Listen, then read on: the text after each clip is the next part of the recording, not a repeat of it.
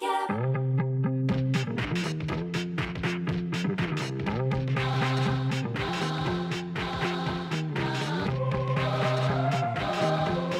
am Suzanne LaGrande, and this is Disobedient Femmes. Today, my guest is writer Sarah Elizabeth, or as she describes herself, a word witch, a fancier of fine old things, and magics both macabre and melancholy. She is the author of The Art of the Occult, a visual source book for the modern mystic. Welcome. Very happy to talk with you.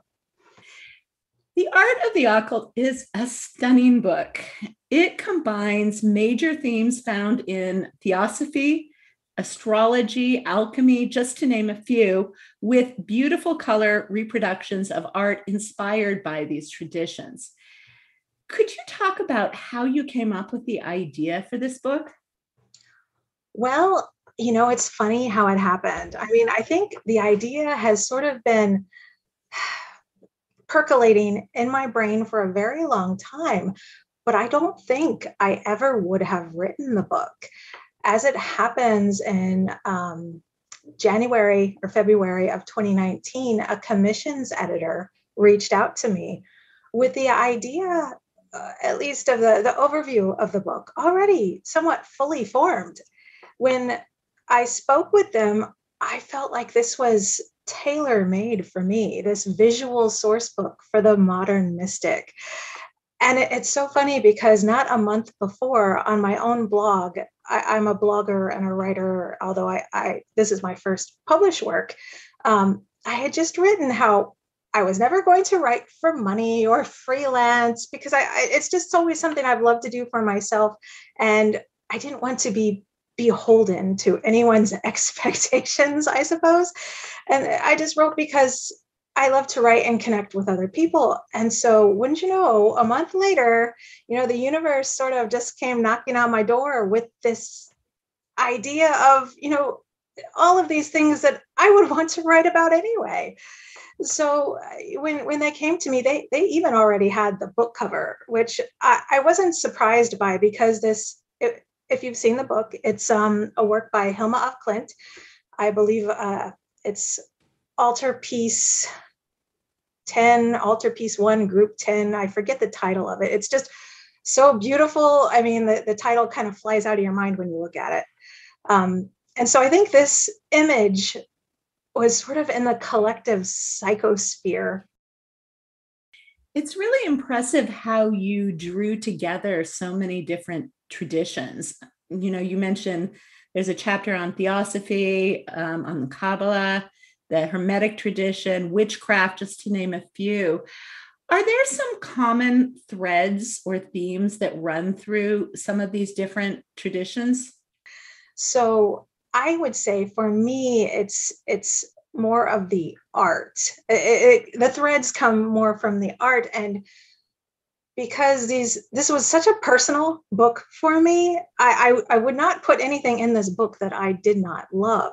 So I would say one thread is my personal connection with each of these pieces of art.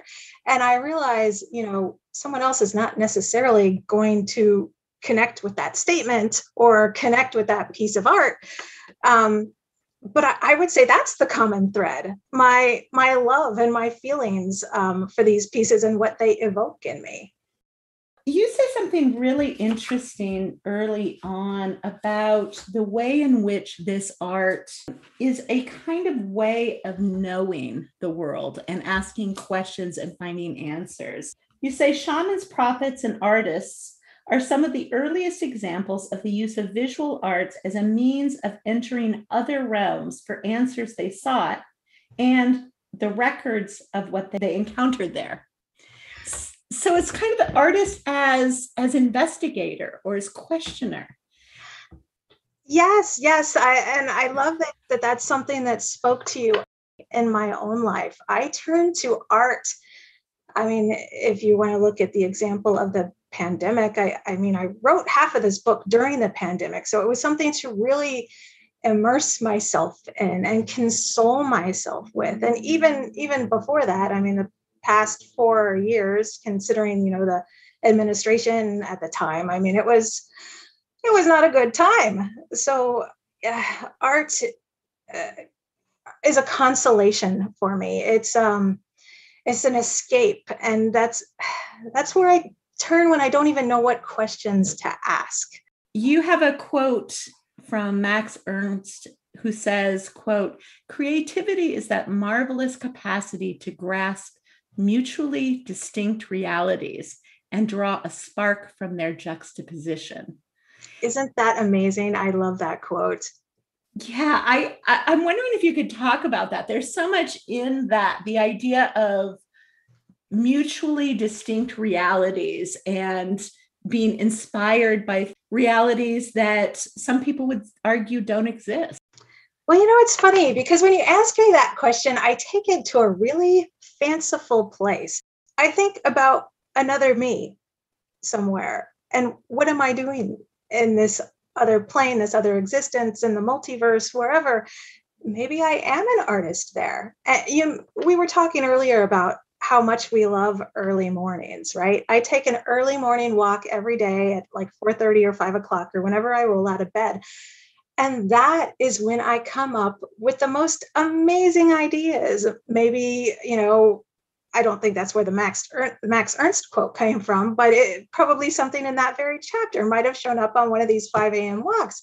And it makes me wonder, what was the other Sarah doing at that time of day? And did we somehow, touch each other in some way? And maybe artist Sarah was working on something that inspired writer Sarah. So I love the idea of that, these different planes of existence where we can talk to the different versions of ourselves and create the most extraordinary things.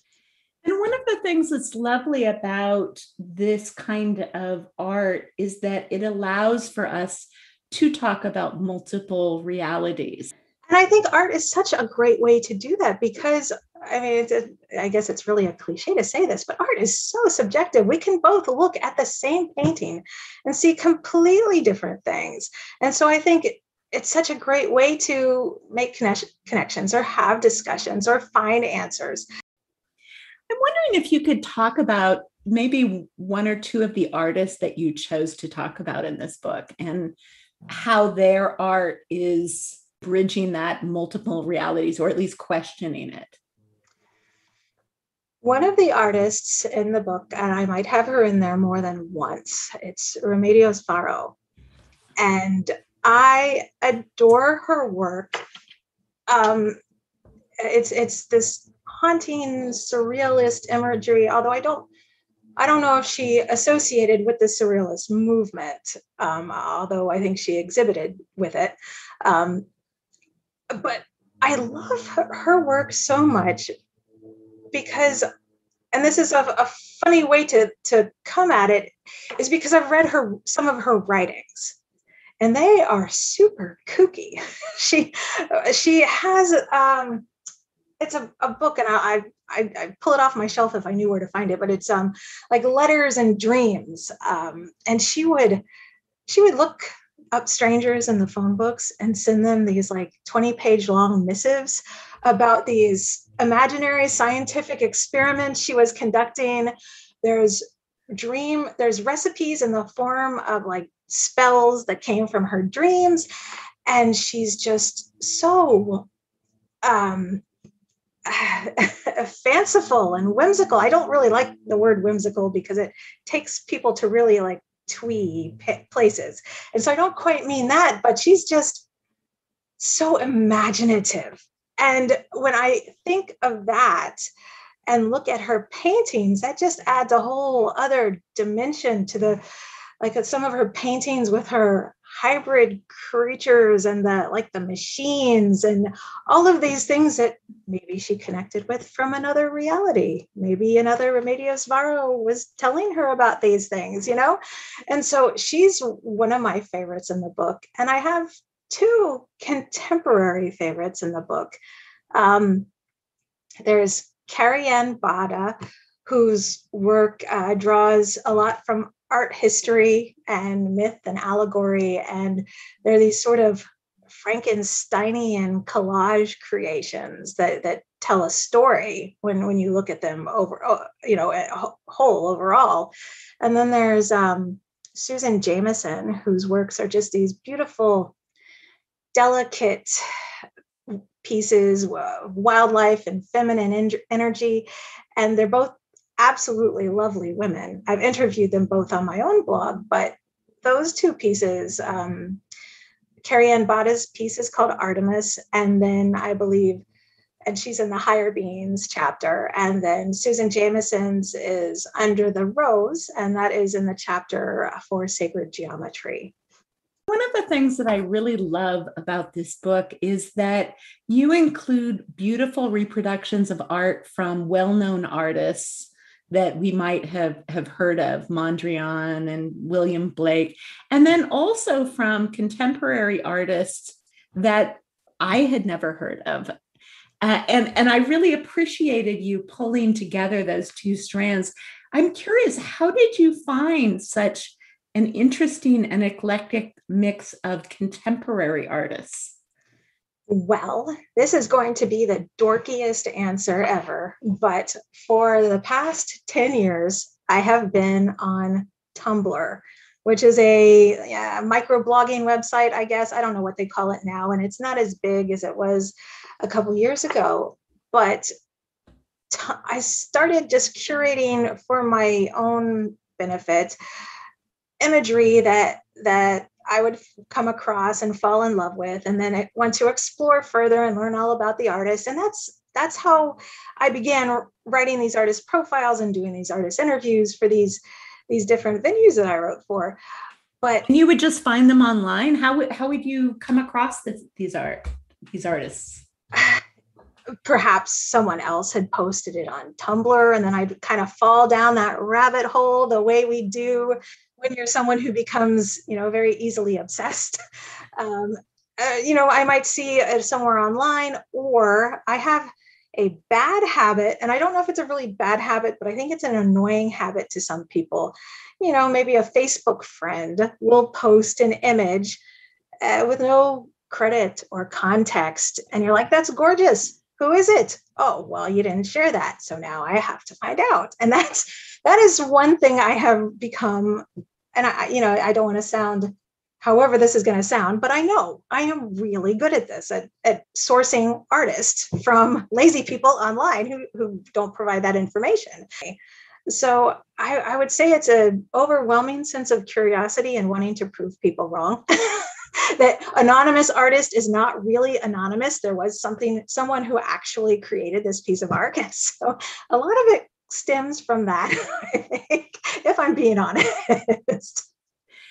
Up until recently, people who are doing this kind of mystically inspired art would be considered outsiders to the art world. But with the popularity of visionary artists like Hilma of Klint, that distinction between artist and mystic is falling away.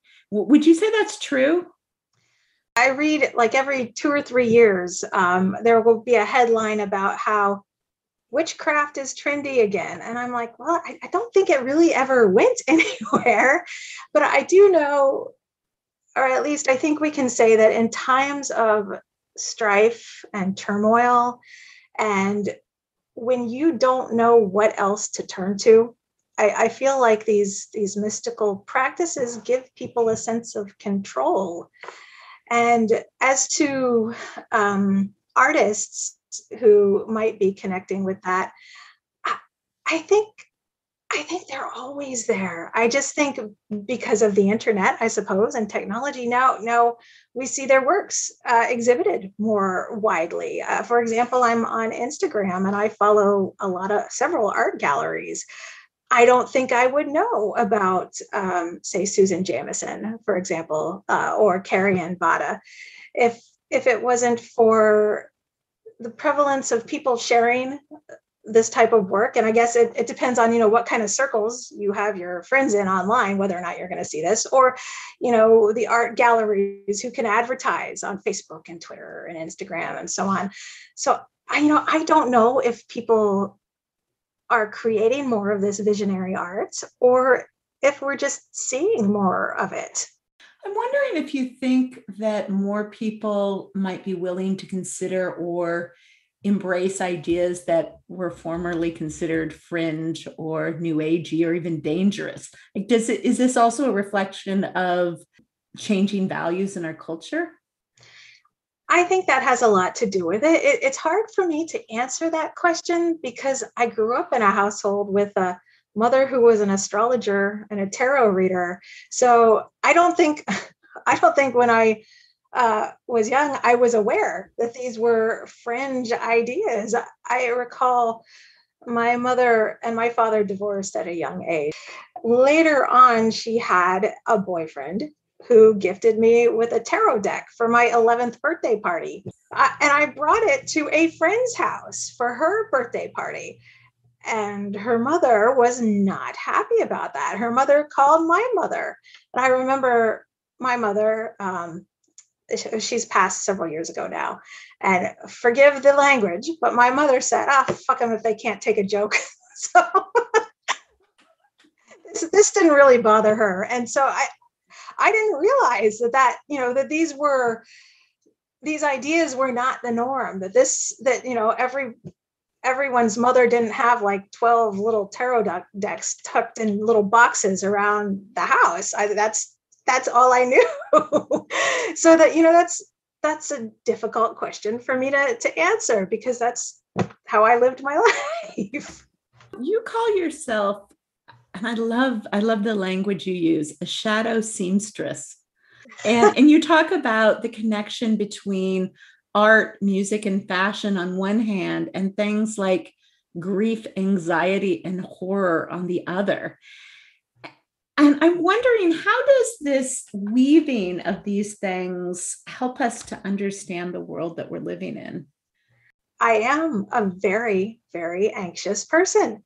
And so I think, I talk about that a lot because I think there's a bit of I don't want to say a stigma anymore because I don't know if that's true. I know a lot of anxious people. I don't think anyone's out to get us, but I find that writing about it helps me deal with it. And also it connects me to other people who say, I didn't know someone else felt that way. I'm sorry you do too, but thank God you're out there feeling that way with me.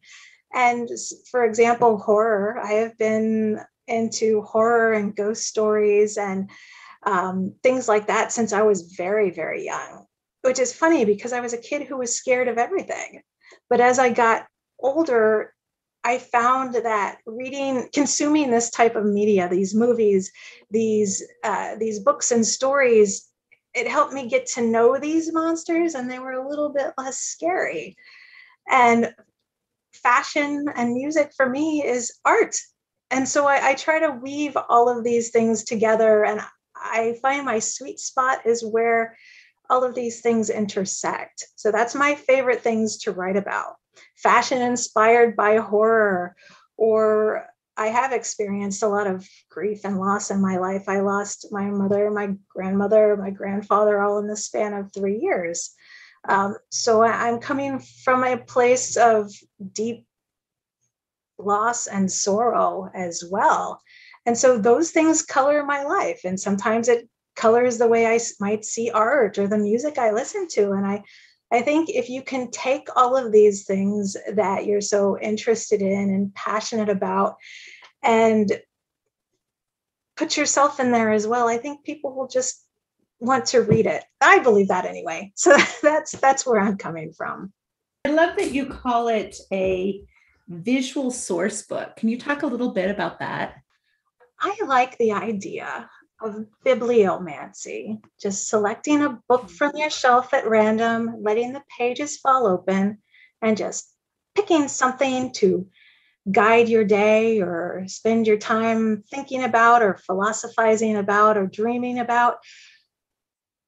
I kind of like the idea that people might be doing that, whether you're an artist or a writer, or maybe you're still finding your creative passion. I like the idea of just letting the book flip open and there's that quote by Max Ernst. How can I work that into my day?